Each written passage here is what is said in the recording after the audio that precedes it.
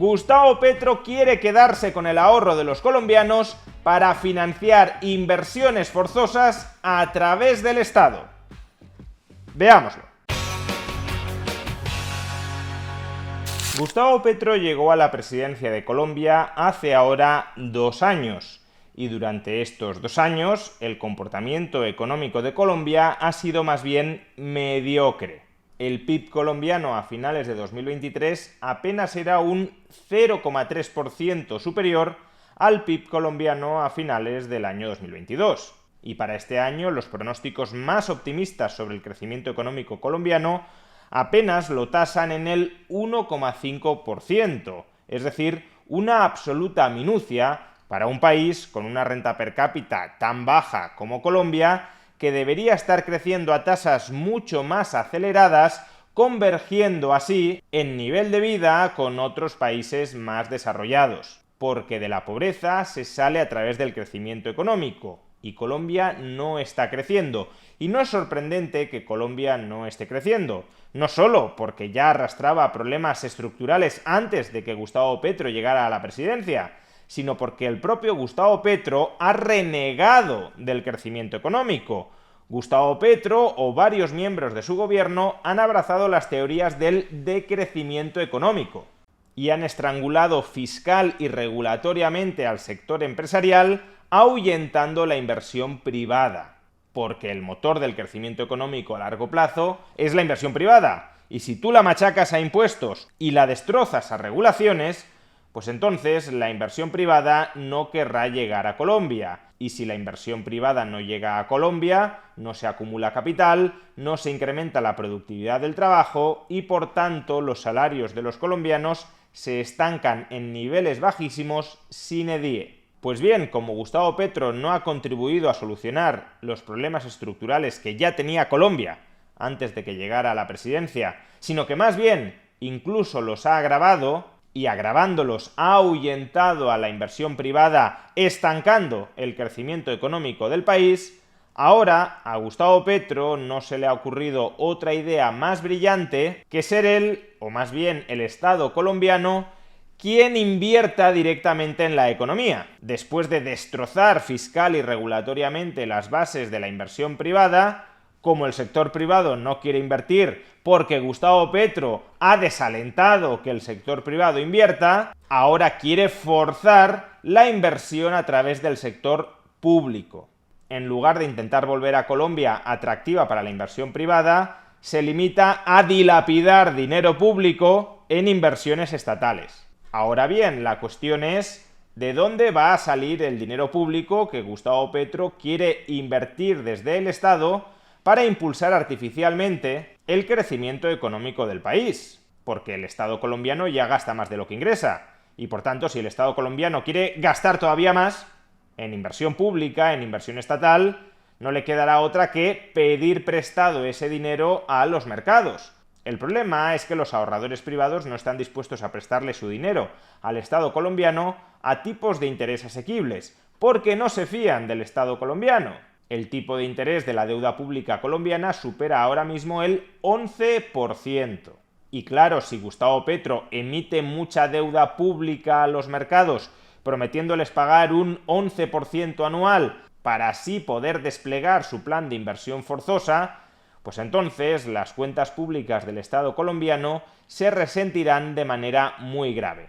Con lo cual, este es el panorama económico de Colombia.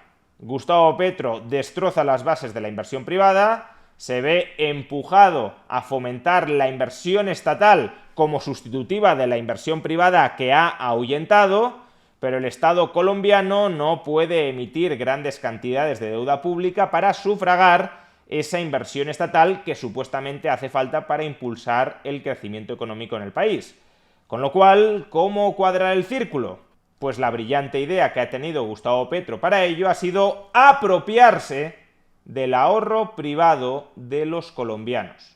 Escuchen a Gustavo Petro cómo describió recientemente su proyecto de ley de inversión forzosa a costa del ahorro que tiene el público, del ahorro que tienen los ciudadanos en los bancos colombianos.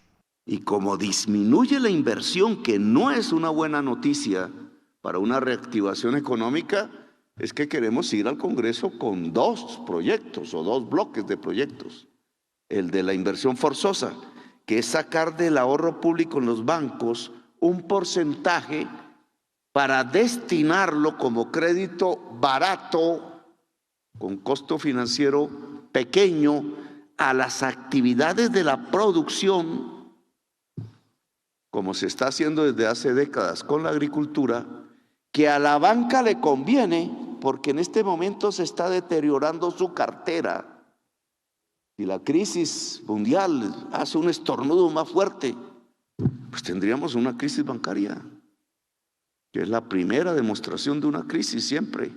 Ya en el 98 lo vivimos, yo la trataría de manera diferente, pero una manera de mitigarla es que el ahorro del público que está quieto en los bancos o la cartera que se está deteriorando de manera creciente por la tasa de interés alta, la podamos mitigar a partir de llevar una parte de ese ahorro público a Bancoldex, a Banco Agrario o Finagro, al Fondo Nacional del Ahorro, para traducirlo hacia los sectores de la producción industriales, agrarios, de mejoramiento de vivienda y de vivienda, e incluso yo diría de turismo, porque es lo que nos puede reactivar económicamente. ¿Perdería el banco ese dinero que no es de él, es del público? No, porque nosotros se lo devolvemos con tasa de interés modesta. Es una forma de bajar el costo financiero. Aquí está la clave. Gustavo Petro necesita financiación barata que no le quieren dar los mercados y lo que pretende hacer es quedarse con el ahorro que los colombianos tienen en los bancos a cambio de prometerles pagar un tipo de interés modesto. Es decir, que se va a obligar a los bancos colombianos a invertir una parte del ahorro de los ciudadanos colombianos en títulos de deuda pública a tipos de interés muy por debajo de los de mercado. Pero claro, démonos cuenta de la lógica o de la falta de lógica que subyace al razonamiento que está haciendo Gustavo Petro. El sector bancario colombiano no encuentra oportunidades de inversión con un riesgo acorde a la rentabilidad esperable por esa inversión, no encuentra oportunidades de inversión en Colombia y por eso no extiende crédito a financiar oportunidades de inversión que no encuentra en Colombia. En lugar de solventar los problemas que explican por qué en una economía tan grande y con tanto potencial como la colombiana no existen oportunidades de inversión, en lugar de solucionar ese problema, lo que dice Gustavo Petro es que el Estado invierta allí donde el sector privado no quiere invertir porque considera que no hay oportunidades de inversión suficientemente rentables o suficientemente seguras, que el Estado invierta allí donde el sector privado no quiere invertir, y si hay pérdidas, entonces que esas pérdidas no las soporte el banco ni el ahorrador cautivo que ha tenido que financiar esas inversiones públicas, sino que las soporte el contribuyente.